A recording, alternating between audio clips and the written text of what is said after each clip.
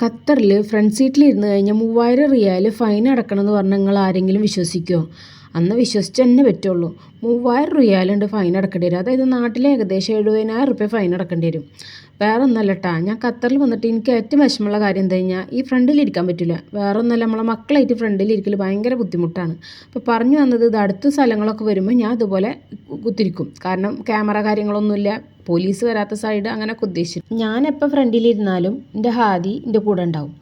അവനെങ്ങാനും police കണ്ടാൽ പിന്നെ 3000 റിയാൽ പോയത് തന്നെ. പിന്നെ ചോദ്യം പറച്ചിലൊന്നുമില്ല, നമ്മളെ നാട്ടിലത്തെ പോലെ എക്സ്ക്യൂസ് ഒന്നുമില്ല.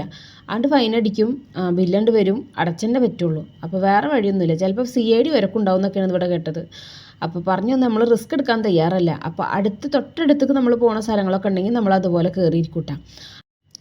അപ്പോൾ ഇന്ന് കാറ് വാഷ് ചെയ്യാൻ വന്നതാണ്. കാറ് വാഷിങ് കഴിഞ്ഞപ്പോൾ ടീ ടൈമിൽ കയറിയിട്ട് നമ്മൾ ലോലിപോപ്പ് മേടിച്ച്, അത് കഴിഞ്ഞ് നേരെ അൽബൈത്തിൽ പോയി ഐസ്ക്രീം മേടിച്ച് പിന്നെ പിള്ളേരായിട്ട് കുറച്ച് നേരം അവിടെ കളിച്ച്. അപ്പോൾ പിള്ളേർക്ക് നല്ല സന്തോഷമായി. അവർക്ക് ഈ പാർക്കിൽ കളിക്കുക, ചാടി മറിയുക, അതൊക്കെ ഭയങ്കര ഇഷ്ടമാണ്. പിന്നെ ഇവിടുത്തെ ഐസ്ക്രീം നല്ല രസമല്ലേ. അപ്പോൾ ഐസ്ക്രീമൊക്കെ കഴിച്ചതിൻ്റെ ശേഷം തിരിച്ച് വരുന്ന സമയത്തുണ്ട് അവിടെ ഒരു ഷവർമ്മയുടെ ഷോപ്പുണ്ട്. അവിടെ നിന്ന് ഒരു ഷവർമ്മയും കഴിച്ച് ഞങ്ങൾ നേരെ വീട്ടിൽ പോയി. അപ്പോൾ അത്രേ ഉള്ളൂ ഇന്നത്തെ വീഡിയോ. ചാച്ചാ.